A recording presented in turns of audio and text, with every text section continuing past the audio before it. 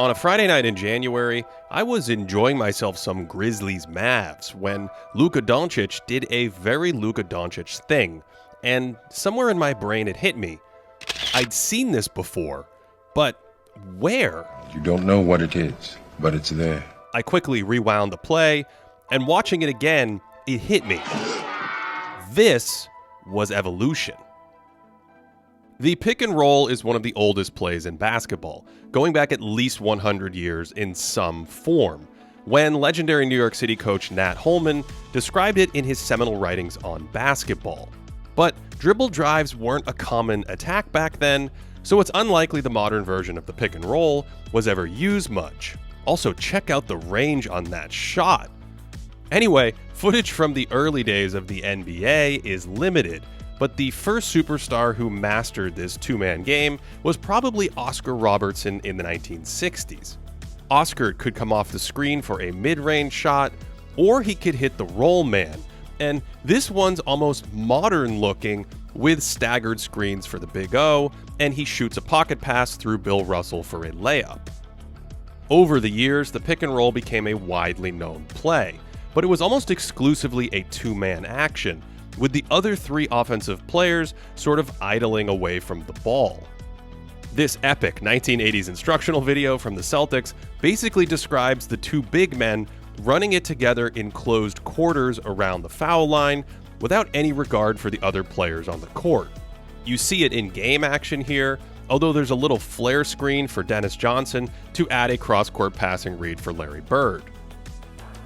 This is an empty side pick and roll with a perfect pocket pass, and listen to Bird tell Danny Ainge to clear out.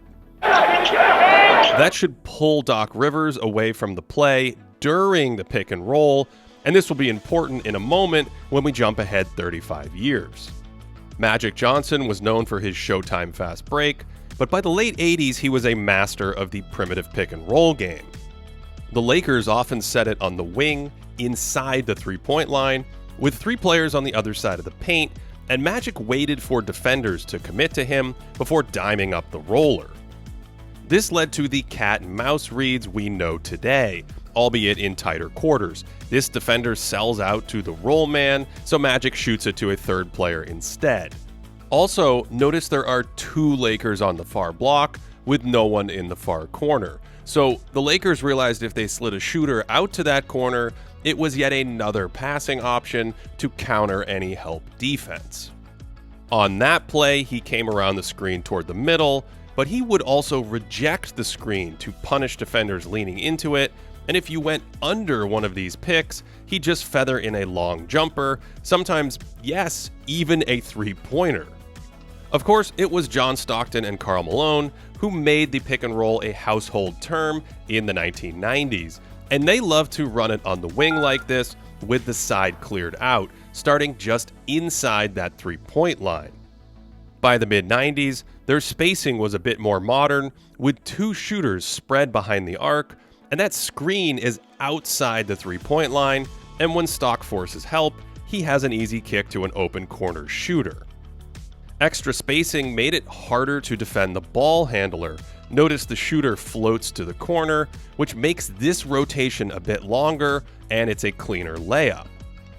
This still wasn't a pure spread pick and roll.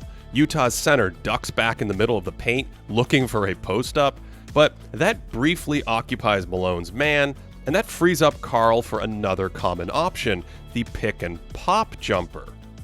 These usually weren't three-pointers back then, but a ton of big men from Dirk Nowitzki to Hakeem Olajuwon would float into open jumpers as part of this two-man game.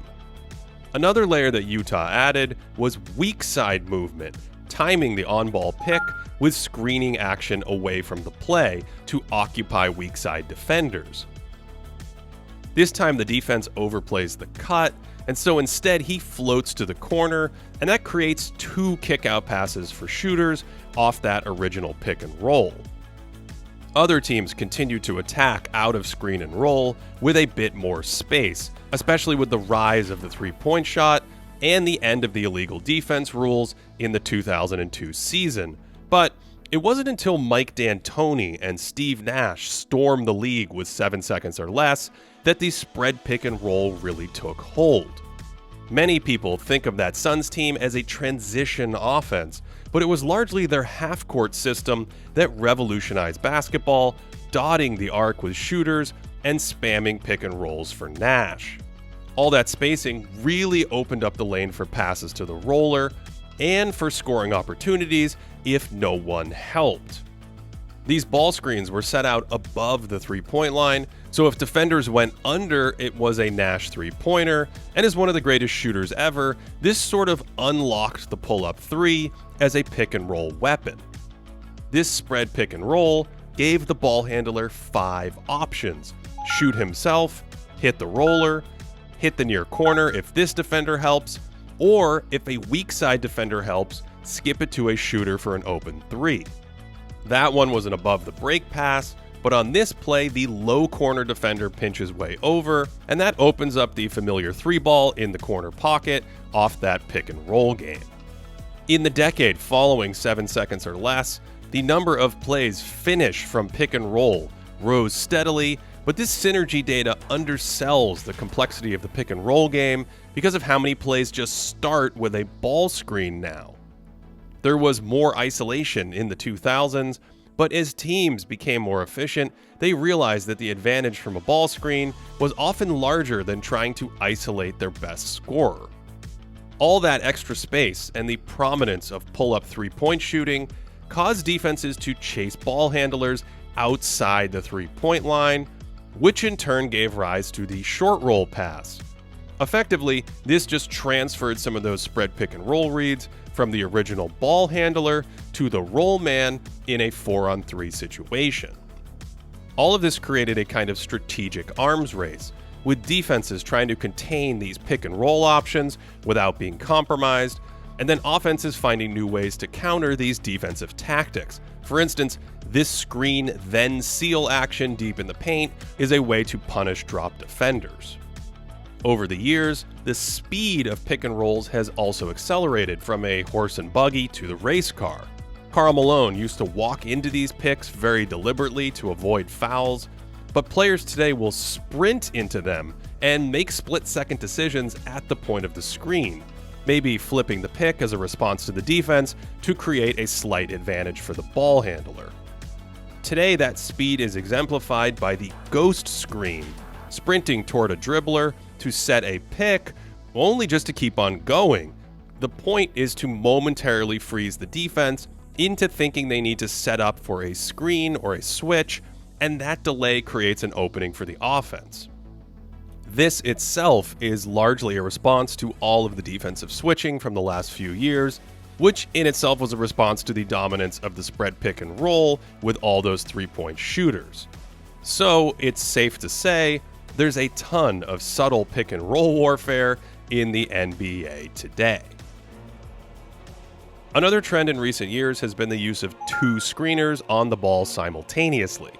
We saw this from Oscar Robertson over 50 years ago, so this isn't new, but today's teams run staggered screens in some form or another to create a roll man and popping shooter at the same time.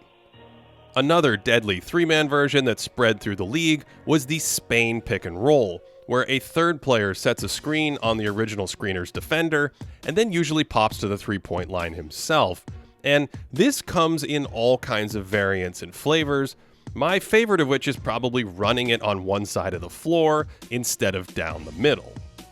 Bonus fact, the Lakers ran this after a timeout in 1991, so sometimes even the best plays are sitting right under our noses. This season, another popular screen is the so-called exit screen, which is away from the ball in the corner and is designed to create a cleaner shot on a corner 3-point attempt. And that brings us full circle back to that Friday night game in Memphis. This is a screen for the screener into a stagger, but the first pick is a ghost that effectively pops, the second screener picks and then rolls, and that whole thing is synced up with an exit screen to occupy the 2 remaining defenders so they can't help in the paint. Impressive. Very nice. We've already discussed a version of this play earlier this year where the Nuggets send a cutter off an exit screen, which allows Nikola Jokic to go to work. And tons of teams are running this now. Here's Charlotte running it with a single screen, and LaMelo Ball's great passing hits pay dirt there.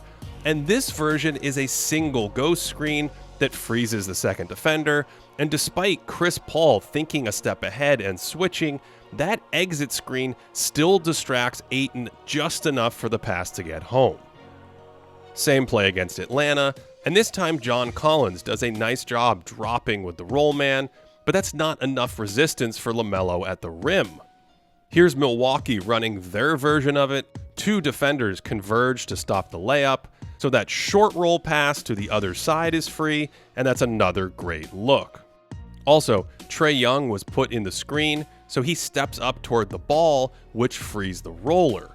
But when the Bucks ran it again on the very next play, a big man is guarding the screener, so he naturally drops back. Collins sags into the paint because he's seen this movie before, and suddenly there's no advantage, and they've neutralized the action. Personnel on both sides can make or break this play. Orlando tries it against a dropping big man, but Luka also stays in the paint because he doesn't need to chase Mo Bamba off that corner screen. Timing is also critical. The exit screen occurs well before the ball screen here, so this defender isn't preoccupied off the ball. The play is completely contained and ends in a touch foul. A really good switch can also slow down this play. The Suns run it off a stagger, and Maxi Kleber gets under the roll man on the switch, so Phoenix falls back on that exit screen and still gets a solid three-pointer anyway. And this backup option makes this play so deadly. Memphis copies Dallas, ghosts that first screen, but Brandon Clark misses the second screen, and Chicago has a dropping big off the ball, so that just creates an advantage on the perimeter for a little handoff into a three. There are also plenty of variations on this play. Charlotte starts with a common stagger away from the ball for this cutter, but he's really just the ghost screener. This man turns and becomes the roll man. The third player turns and sets the exit screen in the corner, and the whole thing works like a charm. Well, all the cool kids are running some version of this play. The Mavs might be the ones that go to it the most, and that makes sense given Luka Doncic's mastery of pick and roll reads and his ability to improvise out of these actions when they are well defended. Dallas has even used him as a roller, and that unlocks his short roll passing, and there aren't many defenders like Jaren Jackson who can break up that lob. They also have variations on the play. This time the first screener actually screens and then rolls right away, and the Grizzlies were caught completely off guard by that misdirection. They can also get into it off a basic fake handoff. Here's a middle screen, and behind the play, Wayne Ellington has no idea what's going on, and it's another free dunk. There will surely be more variations on the pick and roll in the future, to say nothing of handoffs, off-ball activity, and other intricacies we didn't cover here. But this latest link in the evolutionary chain combines some of the off-ball curls that were so popular in the 80s and 90s, along with the deadliness of the spread pick and roll that has taken over in the last decade. And I don't know about you, but I, for one, can't wait to see what they come up with next. If you want more content, head over to patreon.com/thinkingbasketball. The most recent video extra is a game breakdown of Jaren Jackson Jr. There are extra articles, a proprietary stats leaderboard that updates daily, and more. That's also the best way to directly support this channel. Let me know your thoughts on this one down below, and of course, I hope you are having a great day.